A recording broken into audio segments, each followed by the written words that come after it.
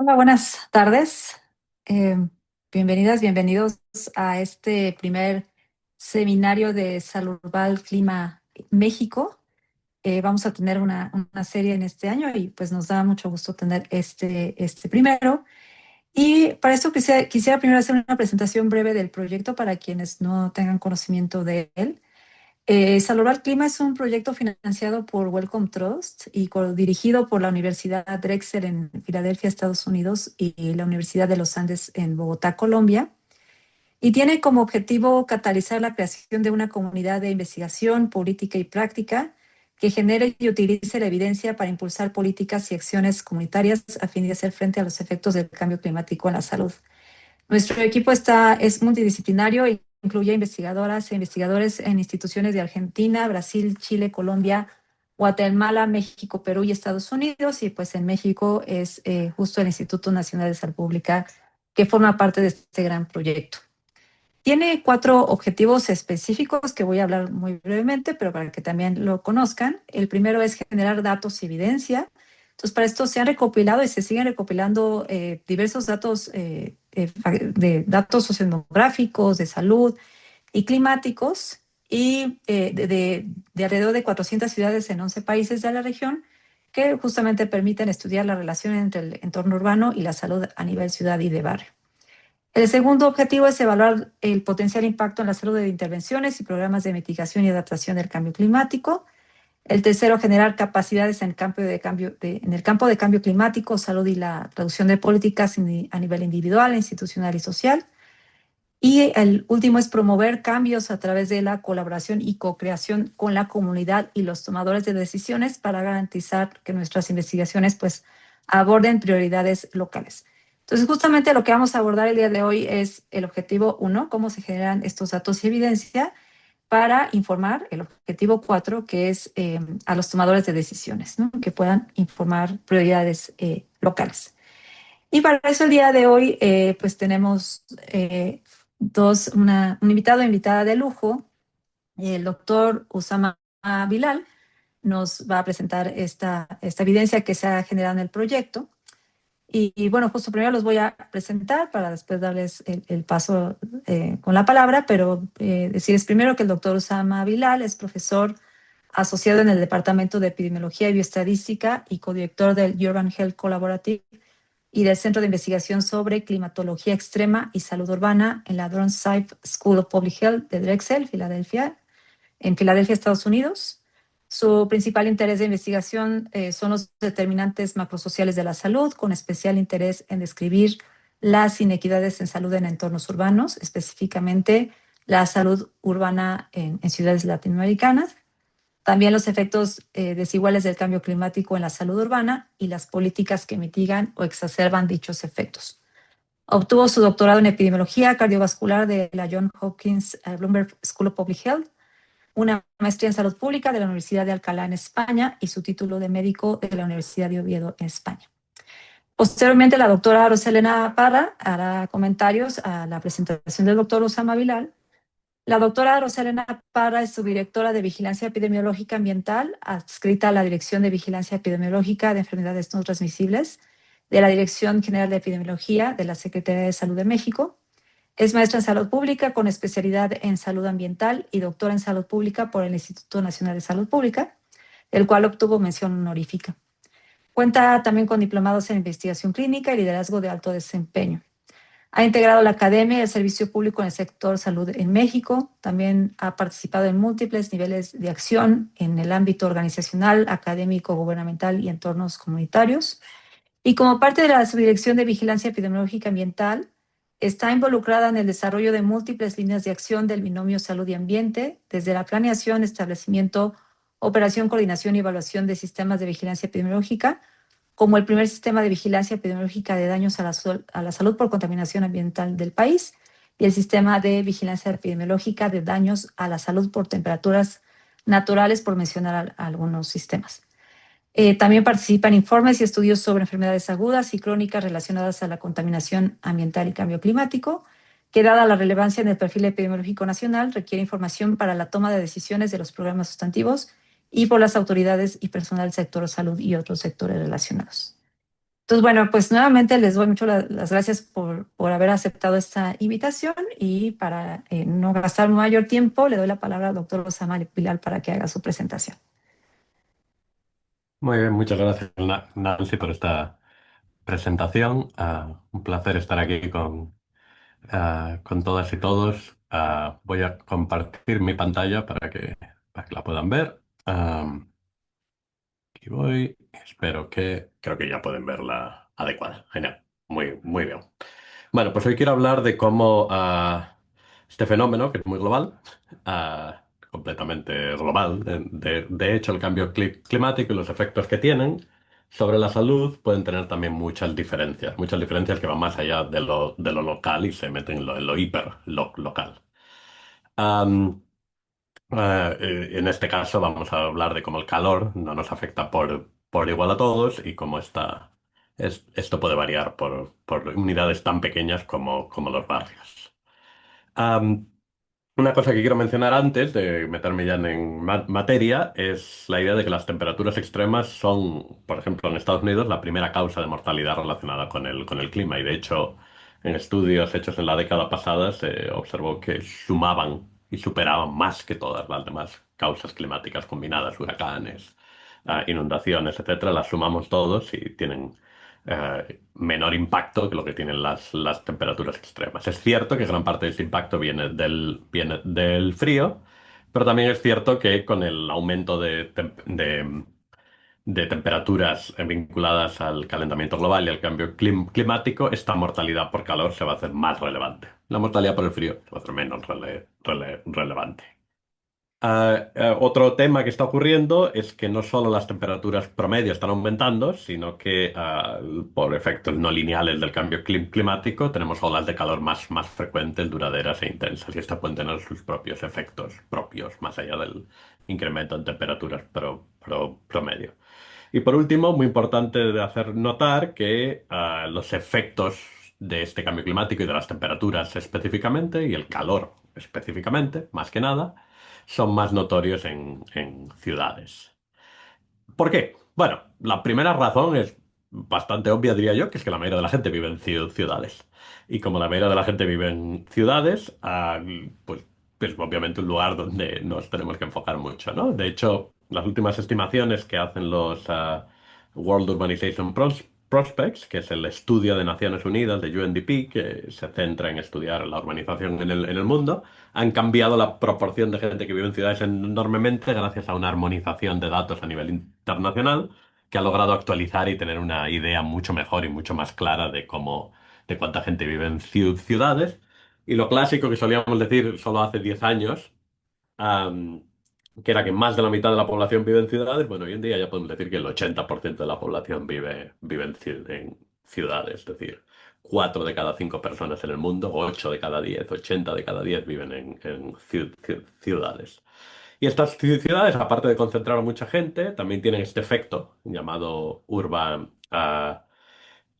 islas de calor urbanas que tienen que ver con el tipo de materiales de construcción, la menor presencia de espacios verdes rurales que hacen que se concentre más el calor ahí, sobre todo se concentra durante el día y se suelta por la noche. Y hace que las ciudades pues sean más calientes que las zonas que no están urbanizadas. También sabemos que dentro de las ciudades estas islas de calor no están distribuidas al azar y que siguen también ciertos patrones que generalmente van muy vinculados a las características sociales de la gente que vive en estas ciudades. Y hablando de eso, esas características que tienen estas ciudades, esto varía un poco en el lugar del mundo en el que hablemos, pero muchas veces las ciudades concentran una pobreza que es una pobreza especialmente particular porque se vincula mucho a la concentración de esa misma pobreza, la presencia de desigualdad espacial, bien por segregación a gran escala o incluso por diferencias en riqueza a nivel muy pequeño. Y lo importante es que esto varía mucho entre ciudades. Y como estos fenómenos varían mucho entre ciudades, la distribución de las características sociales de la población, la distribución de las islas de calor urbanas y de quién vive en cada sitio. Por lo tanto, los efectos del calor pues, van a variar entre y dentro de las ciudades. Y hablando de la variación entre ciudades, como parte del estudio Salurbal, de hecho del estudio Salurbal original, antes de que el nombre tuviera clima, se hizo este estudio publicado en 2022 en Nature Medicine, donde el proyecto estimó curvas de temperatura y mortalidad para 326 ciudades en países de Latinoamérica, incluyendo México, incluyendo 92 zonas metropolitanas dentro de México, y se observó una gran heterogeneidad dentro del continente, ¿no? Aquí tienen algunos ejemplos. Me centraré en este ejemplo en las dos ciudades mexicanas que salen en esta figura original sacada del propio artículo. Aquí pueden ver a Mérida, arriba a la derecha, donde, bueno, pues como todo el mundo que habrá pasado por Mérida sabe, llega a hacer mucho calor.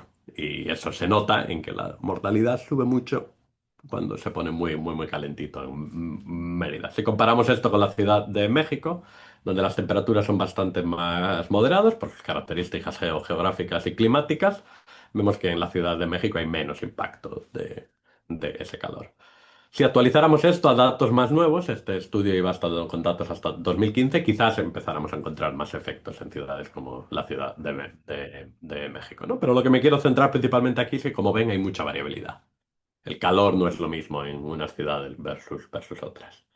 Y lo otro que no muestro aquí, que es en lo que me quiero centrar en el resto de esta conversación, es que estas ciudades tienen grandes desigualdades, como mencionaba, y por lo tanto es posible que estas gráficas que ven aquí en realidad estén ocultando grandes desigualdades dentro de las ciudades. ¿Y cómo pensamos nosotros en esto? Bueno, pues aquí tienen un ejemplo de cómo lo hacemos. Este es un poco el marco conceptual que utilizamos aquí. Partimos de la idea de que hay unos efectos a gran escala que tienen que ver con segregación residencial y otros efectos que tienen que ver más con desigualdades en la distribución de recursos, sea espacial o no. Y todo esto acaba distribuyendo a la gente y a los contextos en los que viven dentro de las ciudades, de forma que pues hay aspectos del entorno construido, incluyendo el verdor que hay en las zonas, hay aspectos del entorno social, incluyendo el estado socioeconómico, y luego hay características individuales de la gente que vive en esos sitios, por ejemplo, la edad, ¿no? Y estas cosas pueden tener un efecto que hacen que esas gráficas que veíamos ahora, que básicamente son ah, unas gráficas de efectos a nivel ciudad, en la mortalidad relacionada con la temperatura, pues, perdón, esas gráficas pues puedan variar dentro de la ciudad, ¿no? Y pueden variar por dos razones. Una de ellas es porque los diferentes barrios están expuestos a diferentes temperaturas y los barrios más calientes pues tendrán más mortalidad relacionada con el calor, en teoría. Y luego porque expuestos a la misma temperatura, la gente que vive en esos barrios puede ser más o menos vulnerable al calor. Am, y esto puede tener que ver con cosas tan sencillas en cierto punto como la edad, donde podemos ver que sabemos que la gente más mayor, especialmente la gente que tiene más de 60, 70, 80 años, tiene mucha más vulnerabilidad al calor que el resto de la población, pero luego por otros aspectos sociales como el nivel socioeconómico, que permite pues una mayor calidad de vivienda, el potencial uso de aire acondicionado en zonas muy calientes, etcétera, ¿no? Y esto puede hacer que incluso cuando haya una ola de calor muy, muy, muy grande, hay un segmento de la población que está muy protegido de ese calor por los recursos que tiene y un segmento que no está nada protegido y que está muy expuesto a ese calor. Entonces, todas estas cosas, digamos, interactúan para hacer estas diferencias. Entonces, hoy me quiero enfocar en dos estudios. Uno que explora la heterogeneidad de los impactos del calor sobre la mortalidad en áreas pequeñas, de varias ciudades de las Américas en general. Y otro que intenta identificar qué modificadores hay a nivel de área pequeña, es decir, qué causa esa heterogeneidad en los impactos del calor. Y luego quiero dedicar un poquito de tiempo a cómo las consultas a tomadores de decisiones pueden mejorar la relevancia de estos estudios. Todo esto es parte de tres proyectos. El primero es el que ya mencionó Nancy en su introducción, Salud Urban Climate, Salud Urbana en América Latina, Salud Urban Clima, financiado por el Wellcome Trust, que es un proyecto que ya empezó en 2017, que se renovó en 2023 con un enfoque en clima y que intenta ampliar la evidencia que vincula el cambio climático con los impactos en la salud en ciudades de América Latina y abarca 371 ciudades en 11 países. Es un proyecto grande, muy, muy, muy, muy grande. Luego hay otro pro- proyecto que hemos liderado desde aquí, desde Drexel, y se han involucrado a ciertos grupos dentro de Saludval, que era el Centro de Investigación nunca he traducido esto al español, el clima extremo y salud urbana. Antes tenía otro nombre, que lo hemos tenido que cambiar. Y que es un centro que intentaba sentar las bases para empezar a explorar las conexiones entre cambio climático y equidad en salud urbana, eh, centrándonos mucho en desigualdades a nivel de barrio. Y este centro en concreto, el proyecto de investigación de este centro, abarca 5 ciudades en 4 países. Serían Filadelfia en Estados Unidos, Sao Paulo y Río de Janeiro en Brasil, y la ciudad de Panamá y la ciudad de Guatemala. Y por último, a pesar de que los resultados que mostraré no tienen que ver con este proyecto, pero estas ideas de consultas con tomadores de decisiones son una parte central de este otro proyecto. Quiero mencionar este otro proyecto del cual la Salurval Clima es parte. Se llama Heat Health Brasil, calor y salud en ciudades de Brasil, también financiado por el Wellcome Trust, que intenta identificar los barrios más vulnerables en Belo Horizonte y en Campinas e involucrar actores locales para lograr cambio en políticas. Estos proyectos que forman parte de este ecosistema de proyectos sobre clima en las Américas tienen como tema común generar y traducir evidencia para apoyar la acción sobre clima y salud urbana en las Américas. Bien, ahora me voy a centrar específicamente en este proyecto de investigación que hacemos como parte de CCUH, pero que tiene una relación muy clara con el trabajo que se está haciendo en Salud. El diseño básico de este proyecto, si añadimos las 2 ciudades del otro proyecto, es que nos fijamos en las áreas metropolitanas de 7 ciudades, 4 en Brasil, 2 en Panamá y Guatemala y una en Estados Unidos. Estas ciudades tienen una variabilidad enorme de tamaño, desde 2 millones la ciudad de Panamá hasta 20 millones de Sao Paulo. Tienen variaciones de clima, desde tropical, subtropical y templado, y con ello variaciones grandes de temperatura. Y con ello formas muy diferentes de las curvas de temperatura y mortalidad. Pero estas ciudades también son diferentes en su forma, tanto en su forma social, en patrones de segregación, como en su morfología. Y todo esto hace que comparar estos efectos a través de las ciudades pueda ser muy, muy informativo. Los resultados que voy a mostrar, nos vamos a enfocar, porque nuestro interés era principalmente el calor, en la temporada cálida de cada ciudad. Esto varía mucho entre ciudades. Por ejemplo, en Filadelfia sería de junio a septiembre, pero en la ciudad de Panamá es el año entero, porque es una ciudad que tiene muy, muy, muy poca variabilidad climática, ¿no? Entonces, cada ciudad va a tener un enfoque temporal diferente, pero en general es la temporada cálida dentro de cada una. Y quiero mostrarles cómo encaja esto dentro de esta constelación de estudios que he mencionado, ¿no? Por un lado, como mencionaba, y vamos a hablar del estudio uno, que es sobre heterogeneidad, que de momento lo hemos hecho en estas 5 ciudades: Filadelfia, Río de Janeiro, Sao Paulo, Ciudad de Guatemala y Ciudad de Panamá. Y el segundo estudio sobre modificadores, que se hizo en las mismas 5 ciudades. Como mencionaba antes, en las otras 2 ciudades de Brasil estamos haciendo otros trabajos bastante similares. Y lo importante también que quiero mencionar aquí son esas consultas a tomadores de decisiones que hemos hecho directamente con algunas organizaciones que mencionaré en las próximas diapositivas, pero también a través de otros grupos cuya misión es también estas consultas con tomadores de decisiones. Bueno, estos 2 estudios que voy a mostrar. ¿Cómo se hicieron? Pues la cosa básica de estos estudios, el diseño básico, es que utilizamos mortalidad diaria por todas las causas. Y esto es muy importante, no estamos mirando mortalidad donde se indica un código CIE-10 que diga calor. No, no, no. Sabemos que eso, digamos que pierde mucha de la mortalidad asociada al calor. Miramos mortalidad diaria por todas las causas. Y la relacionamos con la temperatura. Había la temperatura promedio a nivel de toda la ciudad, con un diseño de case crossover, que la verdad es que nunca he traducido al español, no sabría cómo decirlo, estratificado por tiempo con una implementación de series temporales. Este diseño, esta estratificación temporal, lo que hace básicamente es que al estratificar por día de semana, mes y año, lo que hacemos es comparar cada día. Por ejemplo, hoy es jueves 26 de marzo, pues vamos a comparar la temperatura y la muerte en todos los jueves de marzo de este año. Es decir, el jueves anterior, el anterior y el anterior. Los 4 jueves que ha habido este marzo, vamos a comparar la temperatura y la mortalidad. Y con esto lo que hacemos es que abordamos tanto la estacionalidad como las tendencias a largo plazo. Y esto nos permite tener una inferencia causal mucho, mucho más fuerte. Y luego juntamos todos estos resultados en una sola estimación. ¿Cómo modelamos la exposición-respuesta aquí? Bueno, sabemos que la mortalidad asociada a la temperatura no ocurre inmediatamente, es decir, hay ciertos efectos que tienen un rezago.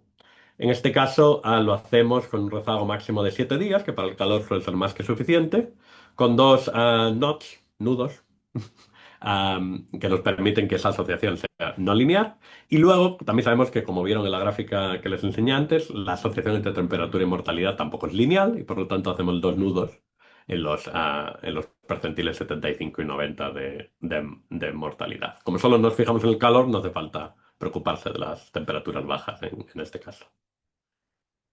Bien, esto es común a los dos estudios que voy a mostrar. En el estudio uno hablamos de nuevo, de las heterogeneidades en los impactos.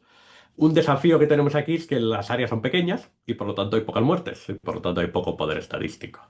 La manera en la que lo arreglamos esto, digamos, lo atajamos, es con un modelo bayesiano espacial, que lo que hace es que suaviza los coeficientes de cada barrio basado con los vecinos que hay de ese barrio. Es decir, en cada barrio mira los vecinos que hay alrededor de ese barrio, los otros vecindarios que hay al lado, y los suaviza basado en eso. Y lo que voy a mostrar en las siguientes diapositivas son las funciones de exposición red-respuesta sobre temperatura y mortalidad, con una línea por cada barrio, y luego a unos mapas con los riesgos relativos al percentil 99, que por referencia son los 3 o 4 días más calurosos del año, comparados con el percentil 75, que es donde la mortalidad suele ser más baja. Y luego también mostraré mapas de significancia, entre comillas, am, con la probabilidad de que ese riesgo relativo sea mayor que uno. Pero antes de presentarles unos resultados específicos, quiero mostrar un ejemplo de cómo esas consultas a tomadores de decisiones impactan la investigación que hacemos. Y este ejemplo está basado en Filadelfia, que es uno de los lugares en los que hemos hecho esta investigación, donde, bueno, hicimos unos resultados a nivel de área metropolitana, como mencioné antes, es lo que solemos hacer, área metropolitana, porque las ciudades no acaban en la frontera administrativa, sino que continúan.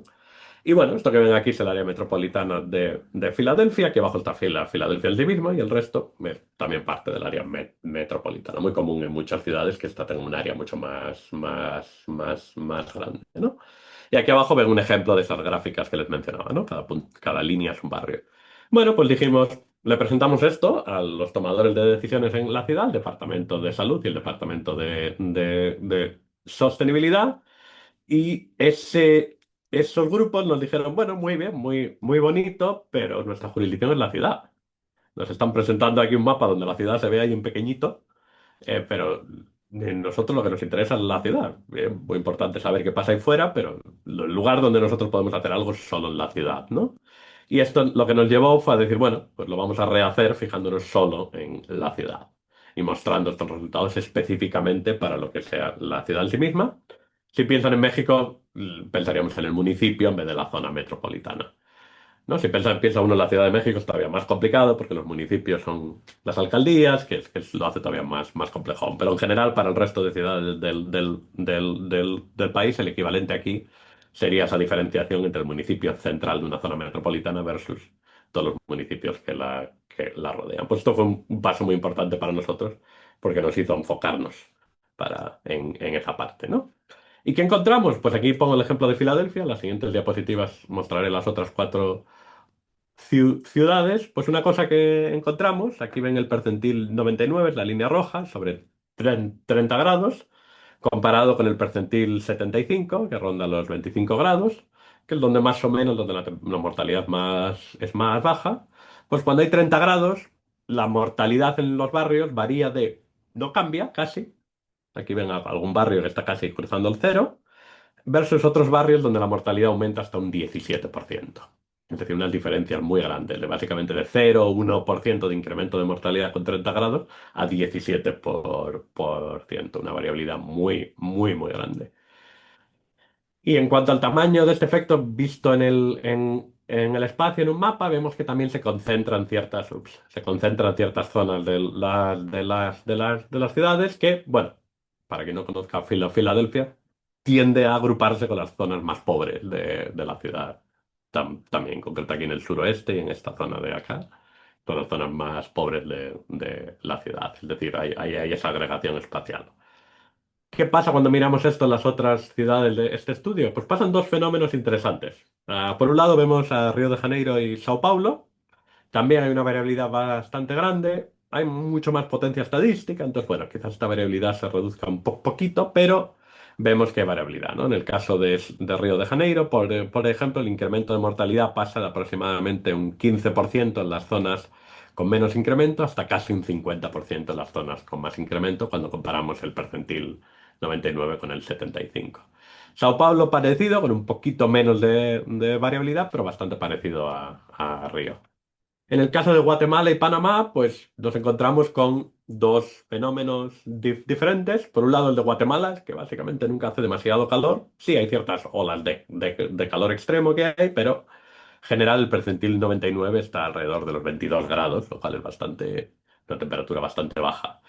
En Panamá hace calor, pero raramente hace frío, entonces tampoco hay una temperatura de comparación que podamos hacer. Hay muy poca variabilidad. Varía en todo el año, de cuando más frío hace a cuando más calor hace. Perdón, sí, en todo el año en este caso. Hay una variabilidad de 4 grados, de 24 a 28 grados. Entonces no hay lugar donde ver unos efectos aquí. Y noten que los ejes X horizontales aquí son muy diferentes. Si los pongo todos en el mismo eje, aquí pueden ver como la variabilidad en Panamá es muy pequeñita. Guatemala también es bastante pequeñita y de hecho si juntáramos estas dos gráficas no habría sobrelapación. O sea, la temperatura más calurosa de Guatemala es más baja que la temperatura más fría en Panamá.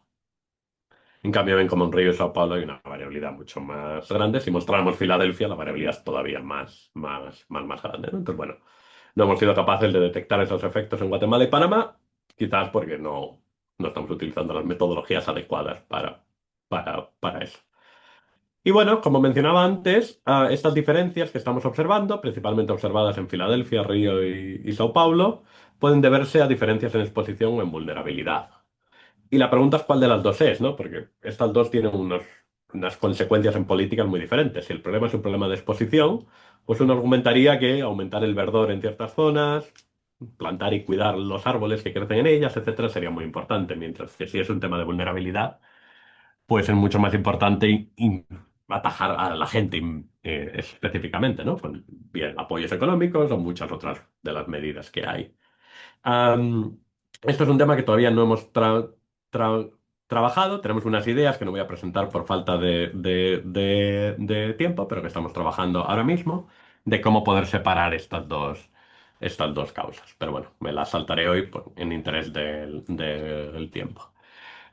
Y bueno, ese es el estudio uno. El estudio 2 intenta explicar qué factores están detrás de estas diferencias, ¿no? Y aquí nos centramos en dos factores específicos, el verdor que tiene cada barrio, que es una aproximación a la menor exposición, y el nivel educativo de cada barrio, que es una indicación de nivel socioeconómico y por ende de vulnerabilidad. Ahora bien, un problema que tenemos es que estos dos factores están altamente correlacionados. Pero lo interesante es que esa correlación varía un poquito entre ciudad. Y es muy interesante ver cómo esa variación entre ciudades, les voy a poner aquí esta, esta tabla uno. Vemos que en Filadelfia las zonas con más verdor tienden a tener más nivel educativo, en el resto de las ciudades es al revés, las zonas con más verdor tienen menos nivel educativo.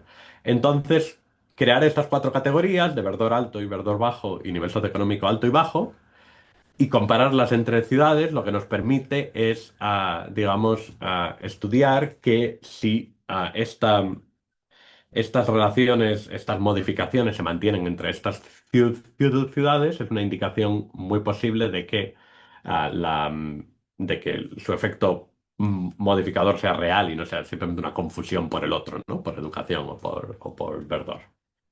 Am, y bueno, lo que les voy a mostrar en la siguiente diapositiva esta es comparaciones entre estos colores que ven aquí, ¿no? Por ejemplo, si se fijan, vamos a centrarnos aquí en Sao Paulo. La zona central de Sao Paulo tiene un nivel educativo alto y un verdor bajo. Si nos salimos un poco de ahí, nos encontramos con dos tipos de barrios, unos con verdor alto y nivel educativo alto, que serían los más verdes de aquí, y los más marroncitos, que serían los de nivel educativo bajo y verdor bajo. Y luego ya cuando nos salimos más afuera ahí, nos encontramos las zonas con nivel educativo bajo y verdor alto. Bueno, pues ¿cuál es? Si comparamos estas, ¿qué es lo que, si comparamos el efecto del calor en estas, qué es lo que vemos, ¿no? Y eso es lo que mostramos en esta figura. Cada puntito es la misma comparación que mencionábamos en el estudio anterior, es decir, el percentil 99 contra el 75, cuánto aumenta la mortalidad en el percentil 99 am, versus el 75 en cada uno de esos tipos de barrio. Y aquí nos encontramos con tres patrones específicos, que creo que van a quedar un poco más claros cuando muestre la siguiente gráfica. Lo que voy a mostrar en esta siguiente gráfica es la comparación con el grupo de referencia, que sería el grupo que hipotetizamos el que mejor lo tiene, nivel educativo más alto y verdor más alto. Y eso es lo que mostramos aquí, ¿vale? Por ejemplo, para Filadelfia.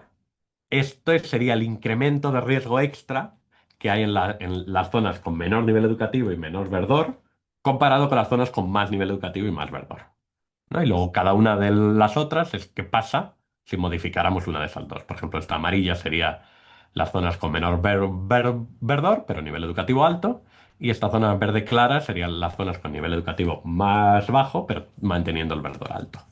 Y lo que vemos, como decía, son tres patrones diferentes. Por un lado, hay un patrón en Filadelfia donde esas dos variables por sí mismas no tienen ningún efecto modificador, pero cuando las juntamos, el efecto se dispara. Es decir, las zonas con poco verdor y poco nivel educativo bajo, tienen mucho más riesgo que las otras zonas. Y es una interacción que llamamos superaditiva. En el caso de Río y Sao Paulo, nos encontramos con un efecto más simple en el cual ir añadiendo variables incrementa el efecto poquito a poco, básicamente. Por ejemplo, en Río, que es donde más claro se ve eso, lo que vemos es que cuando un barrio tiene nivel educativo bajo, aumenta un poquito el riesgo, cuando tiene nivel de verdor bajo, aumenta un poquito el riesgo, y cuando lo sumamos, básicamente se está sumando esa diferencia de riesgo ahí. Sao Paulo tiene un efecto bastante parecido. Y luego lo que nos encontramos en Panamá y Guatemala es que, como bien veíamos antes, pues no hay muchas diferencias entre barrios, bien porque no hay mucho efecto de la temperatura o porque no hay mucha variabilidad de esta temperatura. Entonces aquí tampoco observamos mucho. No hay mucho que ver en Panamá y Guatemala para esto. Bueno, y quiero cerrar con un par de minutos dedicados a qué hacemos con esta investigación, ¿no? Ya hablamos antes de cómo esta investigación puede verse influenciada por estos tomadores de decisiones, pero ¿qué hacemos con esto luego? Parte de lo que hemos hecho como parte de este centro es que Salurval Clima tiene una estructura bastante similar, es que tenemos una serie de instituciones con las cuales colaboramos para darle más relevancia a estos resultados. En el caso de estos resultados que he mostrado, los hemos presentado a través de tres relaciones. La primera es la del Departamento de Salud Pública y Oficina de Sustentabilidad en Filadelfia, que es lo que presenté antes. Luego hemos presentado a ICLEI, que es una organización de gobiernos locales por la sustentabilidad. Am, y también hemos presentado vía una colaboración con C40, que es un grupo de líderes en ciudades interesados en clima. Le hemos presentado a los departamentos de salud y clima, tanto de Río de Janeiro como de Sao Paulo. Por ejemplo, en el caso de Filadelfia, como mencionaba antes, presentamos estos resultados, dijeron que muy bien todo, pero lo que nos interesa es la ciudad. Y a través de eso luego les hemos seguido presentando estos resultados actualizados. Y de hecho hace unos meses revisamos e incluimos nuestra investigación como parte de la evaluación de vulnerabilidad al calor que está haciendo Filadelfia con su proceso de planificación climática.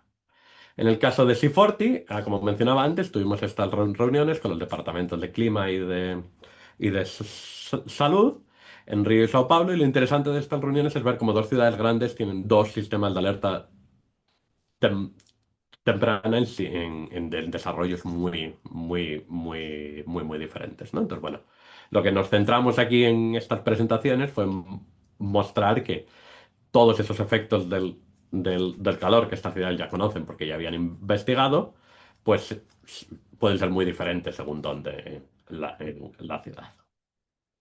Por último, quiero cerrar con un pequeño anuncio si quieren conocer más sobre este tipo de resultados. Ninguno de estos artículos está publicado todavía, así que no los encontrarán aquí.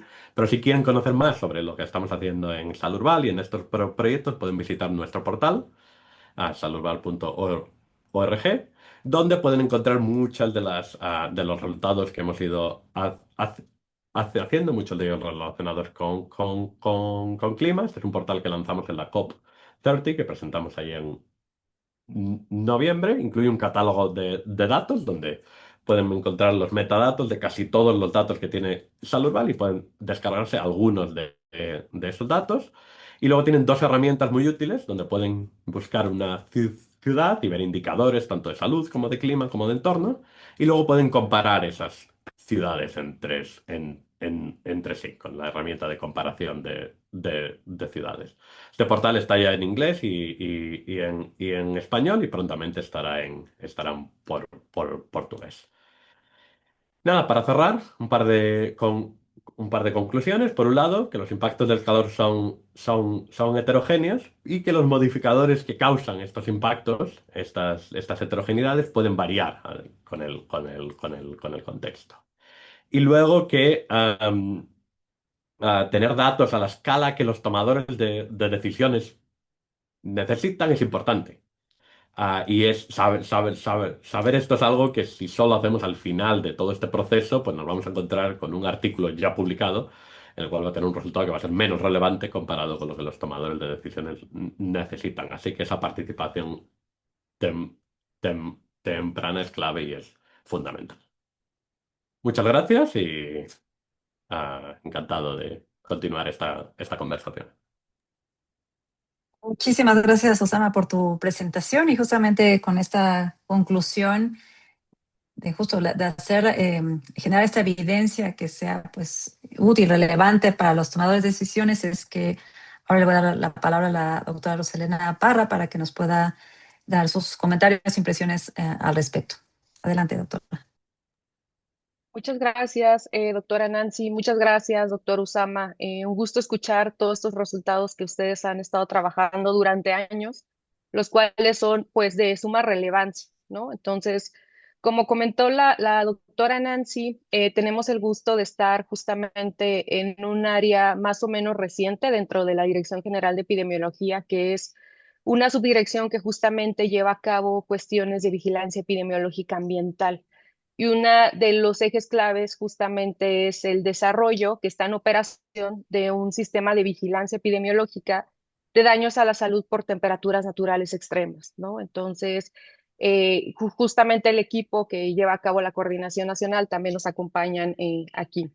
Y bueno, antes de hablarles más de este sistema y entonces de cuán importante es lo que se ve como parte de la evidencia científica y ya esta experiencia que ustedes tuvieron en Filadelfia con algunos tomadores de decisiones, justamente nos gustaría poder hacer como este clic, ¿no? Entonces, pues como un breve resumen de lo que ahorita nosotros podemos observar con esos resultados, pues sin duda, como lo comentó el doctor Usama, es todos estos impactos desiguales, ¿no? Que hay entre la cuestión del clima y en la salud con estos efectos heterogéneos, ¿no? Entendemos la importancia que los tomadores de decisiones hayan pedido a una escala más micro, ¿no? Estos resultados, porque también para nosotros, justamente en México, pues son de suma importancia, ¿no?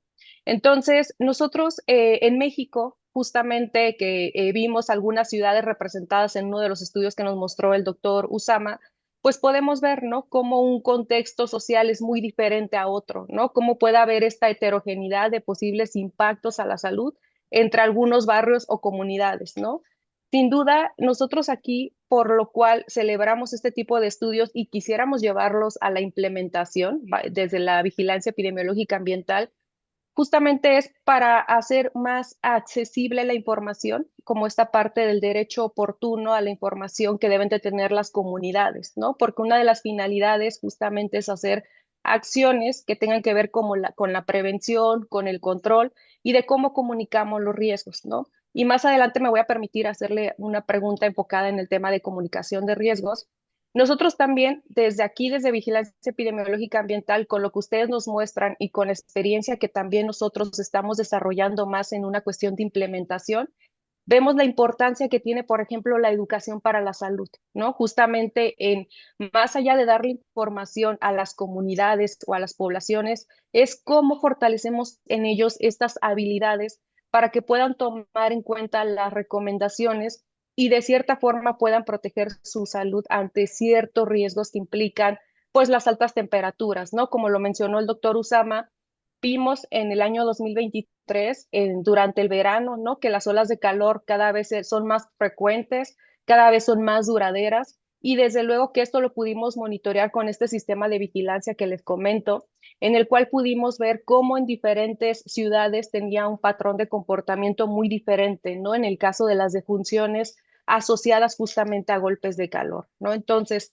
otra cuestión que me permito comentar aquí y que para nosotros es de mucho interés es justamente toda la cuestión que tiene que ver con la acción participativa, ¿no? Hacer partícipe a las comunidades, a los tomadores de decisiones, como bien comenta la doctora Nancy, porque justamente lo que buscamos es que se desarrollen respuestas sociales más organizadas, ¿no? Sabemos que en el caso de clima puede haber dos vertientes. Por una parte, la cuestión educativa en las poblaciones para que tomen en cuenta ciertas prácticas, pero por otra parte también cuestiones que quizás le competen un poquito más a los sectores y que justamente es parte del deber ser del Estado, ¿no? Como algunas estrategias o soluciones basadas en la naturaleza, el uso de algunas ecotecnias, entre otros, ¿no? Entonces, esto lo comento porque justamente como parte de la Secretaría de Salud Federal, bajo esta Dirección General de Epidemiología, una de las respuestas social ante este problema en salud pública ambiental que nos mostró el doctor Usama en el contexto de Filadelfia y algunas otras ciudades, pues es justamente la operación de este sistema de vigilancia de daños a la salud por temperaturas naturales extremas. Este sistema justamente surge en primera instancia como una cuestión temporal, porque teníamos bien delimitado cuándo era el verano o cuándo era el invierno, ¿no? Sin embargo, ante los cambios que hemos visto en los patrones climáticos, justamente quienes coordinan este sistema optaron y se llevó a cabo que este sistema ya tenga un monitoreo de forma anual, ¿no? Porque justamente empezamos a ver que algunos casos o defunciones asociadas a golpes de calor, pues ya no solamente eran de forma temporal, ¿no? Sino también se presentaban en meses que anteriormente no teníamos esos registros, ¿no? ¿Esto qué nos ha permitido a nosotros? Pues nos permite generar informes semanales, que son informes semanales sobre daños a la salud, no solamente por cuestiones de golpes de calor, también se monitorean quemaduras solares, casos de deshidratación. Esto hablando en el tema de las altas temperaturas, pero para el caso también de bajas temperaturas, se lleva a cabo justamente un monitoreo ante casos, sobre todo de hipotermia, ¿no? Esto nos ha permitido a nosotros fortalecer o poder contribuir a la información que tiene que ver con control y con prevención y a su vez también poder tener una respuesta social más organizada con otros sectores, ¿no? Como el sector ambiental justamente y también con algunos sectores de la academia. Entonces, doctor, ante este contexto, que como usted puede ver, en México enfrentamos también una heterogeneidad de efectos, también usted sabe que hay diversas ciudades que por sus características geográficas justamente implican determinados retos.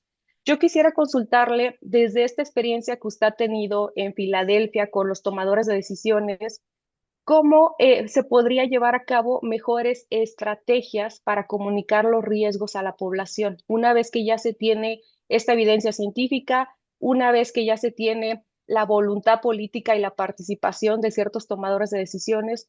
¿Cómo puede ser la forma más adecuada para comunicar estos riesgos asociados sobre todo al tema de calor urbano? Muy buena pregunta. Muchas gracias por esta pregunta y por los comentarios. Yo creo que es importante ah, lo primero de todo es asegurarnos de que estas comunicaciones llevan voy a llamar una llamada a la acción, y no me refiero a acción política en general, sino a qué puede hacer la gente con ello, ¿no? Si a la gente le decimos viene mucho calor, va a venir una ola de calor que se pronostica. Hoy en día podemos pronosticar bastante bien las olas de calor a casi una semana vista. Bien, ¿qué puede hacer la gente, ¿no? Pues si no puede hacer nada por ello, se puede volver muy cansado, ¿no? Y luego la gente que estudia esto de las comunicaciones describe esto que si hacemos demasiadas alertas en las que la gente no puede hacer algo por ello, acaba habiendo esta fatiga, ¿no? De siempre me están alertando y yo no puedo hacer nada por ello, ¿no? Entonces es muy importante que estas llamadas a la acción o estas alertas lleven esa llamada a la acción donde se diga, bien, en estos días, evite hacer esto, hidratación, etcétera, etcétera. Pero luego es muy importante, yo creo, también asegurarnos de que las estructuras que tanto el gobierno como otras organizaciones tienen, también ayuden a esto, ¿no? Lo que quiero decir con ello es que si le pedimos a la gente que se hidrate y no hay agua con la que hidratarse, pues tenemos un problema, ¿no? Porque pues, la gente va a hacer otras cosas, va a tomar otras bebidas que en muchos casos son incluso más baratas y que sabemos que pueden llevar a otros problemas de salud diferentes, ¿no? Entonces, bueno, es muy importante que tengamos en consideración de que esos problemas estructurales requieren también un arreglo. No es solo avisar a la gente. Lo otro es que, y creo que esto viene mucho de experiencias de olas de calor a principios de los 2000, en Europa especialmente, donde ahí se empezó a ver que cada vez íbamos a tener más olas de calor y que tenían unos impactos grandes, es la idea de identificar qué poblaciones son las que necesitan más ayuda y son más vulnerables, ¿no? Y aquí entramos en diferentes grupos. Uno de ellos es la población de mayor edad, donde claramente tienen una mayor vulnerabilidad. Por vulnerabilidades tanto fisiológicas como de comportamiento, como de nivel socioeconómico, etcétera, y que son poblaciones que además quién sabe si las alertas cómo les llegan, ¿no? Entonces es muy importante entender esas poblaciones, cómo les llegan esas alertas y qué pueden hacer. Y luego hay otros grupos que no son necesariamente la gente de mayor edad, personas embarazadas, infantes, etcétera, que tienen una vulnerabilidad especial al calor y que también pueden requerir de esas alertas más específicas. Y luego, por último, algo que nosotros empezamos a pensar en ello, pero es un poco difícil de implementar, es que si tenemos una evidencia muy clara de que hay ciertas zonas de estas ciudades que pueden tener un impacto mucho más grande, ¿se puede hacer algo en esas zonas? O sea, podemos hacer alertas o específicas para esas zonas o acciones específicas en esas zonas, ¿no? Aquí, por ejemplo, en Filadelfia se habla mucho de los centros de enfriamiento, cooling centers, que muchas veces están situados en edificios públicos. Pues es una biblioteca, por ejemplo, donde la gente puede ir y hay aire acondicionado. Y eso puede hacer que las zonas más calientes, en las horas más calientes del día, esa gente pueda tener un respiro, ¿no? Pero eso no es posible en todos los sitios, no en todos los sitios hay edificios así.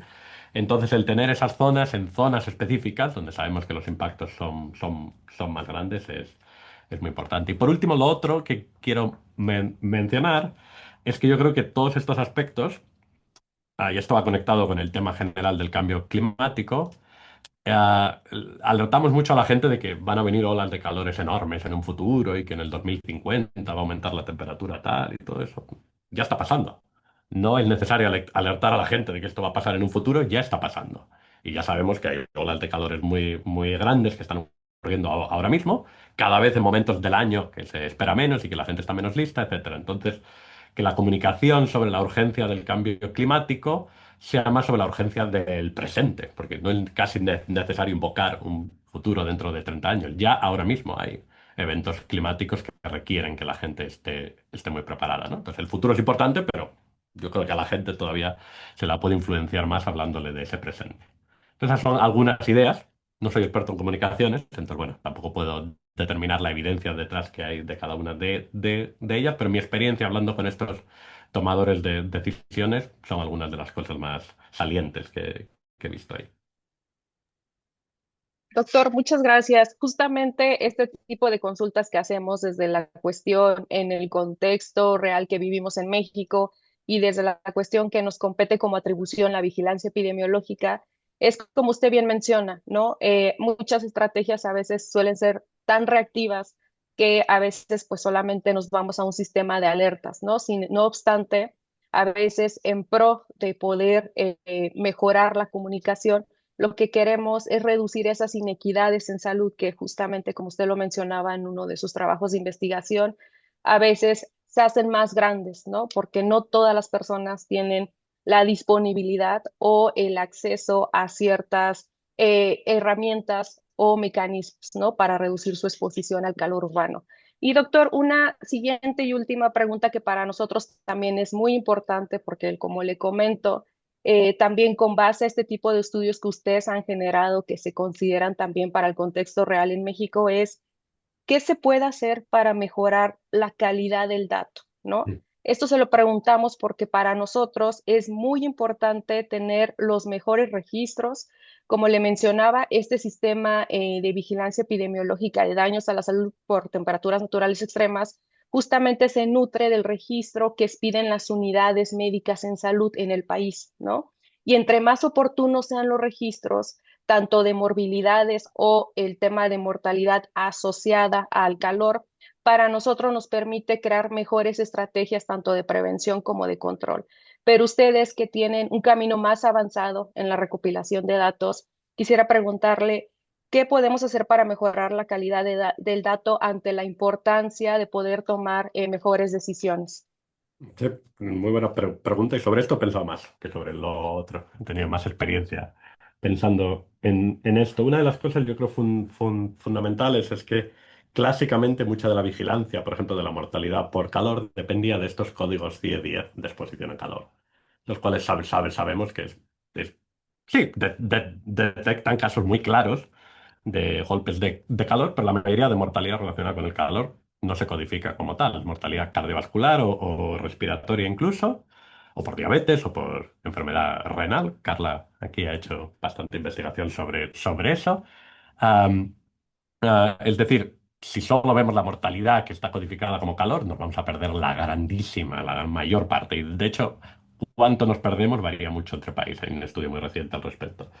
Entonces, lo que yo diría es esforzarse en mejorar esa parte va a ser muy difícil. Porque en general es muy difícil esa codificación. Me centraría en un poco esta idea que nosotros utilizamos basada en otros estudios, que es la idea de ver la mortalidad total, es decir, cuánta hay en general, e intentar atribuirla al calor basado en los datos que ya tenemos, que son los de temperatura. Es decir, básicamente lo que se necesita es una integración entre esos dos datos, ¿no? Pero aquí el objetivo es un poco una alerta muy, muy rápida, ¿no? Entonces uno no puede esperar a que INEGI un año más tarde suelten los datos de mortalidad y los vincula a una temperatura y un año más tarde uno hace el estudio que hemos mostrado, ¿no? Eso no funciona para una alerta temprana. Lo que yo he visto hacer, y esto es algo de nuevo que se implementó en ciertos países europeos después de las grandes olas de calor de los 2000, son los sistemas de vigilancia de mortalidad. En España, por ejemplo, se llama el MOMO, mortalidad, monitoreo de la mortalidad. Y es un sistema que curiosamente se inició por el calor y que fue tremendamente útil durante la pandemia, porque fue un sistema que monitorea cómo cambia la mortalidad total en los últimos días y empieza a emitir alertas basadas en eso. En un principio era por calor.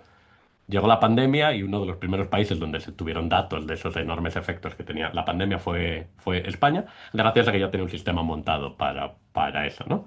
Y ese sistema que, como digo, ya lleva más de 15 o 16 años en funcionamiento, si uno busca Momo España, ahí lo puede encontrar. Am, Tiene una parte también de atribución a temperaturas extremas, donde se hace básicamente, se combinan esos datos con los datos de temperatura y se dice, bueno, este aumento que hubo aquí es probablemente por el calor, ¿no? Pero este sistema solo funciona cuando hay una infraestructura de datos por detrás que puede recolectar estos datos, ¿no? Estamos hablando de mortalidad que pasó ayer. Am, y para eso, en ese caso, lo que se hace es que se va a la raíz, donde se introducen los certificados de defunción. Bien, en el caso de España, los certificados de defunción se hacen a través del Ministerio de Justicia.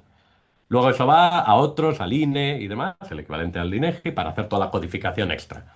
Pero el número de muertes se puede obtener directamente de los registros civiles.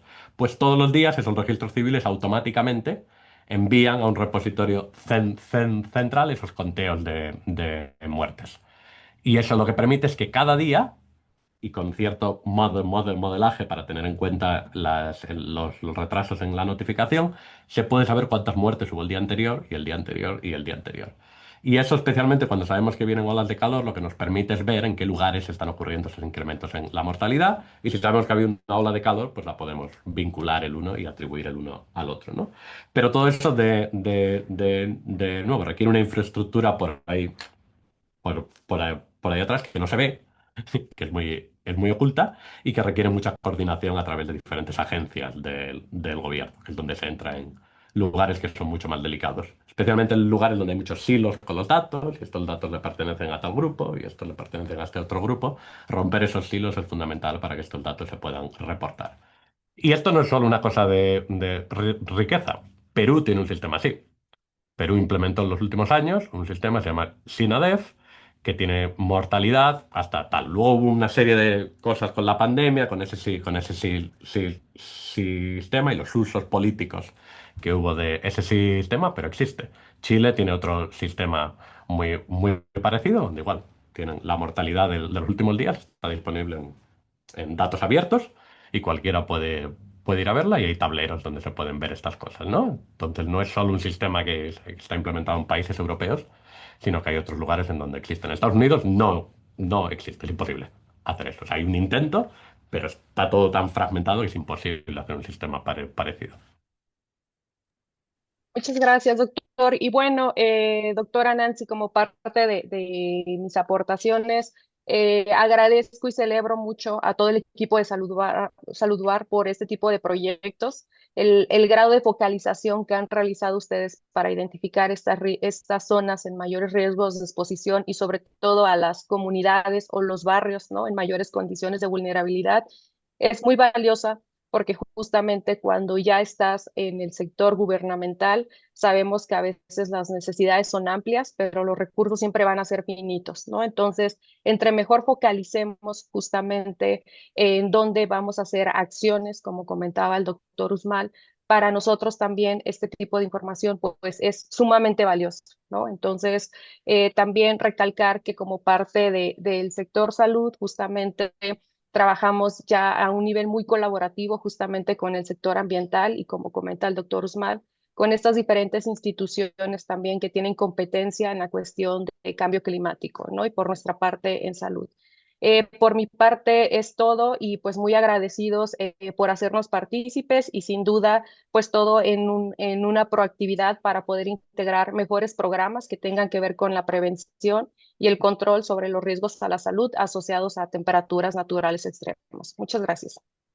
No, pues muchas gracias, doctora Roselena Parra, por los comentarios y también, Osama, por supuesto, por la presentación y también a todas las personas que nos acompañaron el día de hoy, porque justo es de estos ejemplos, ¿no? De cómo tenemos este diálogo entre investigación y tomadores de decisiones.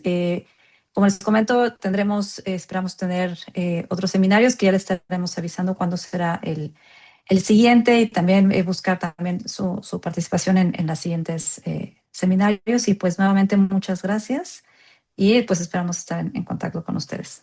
Gracias. Nos Muchas vemos. gracias.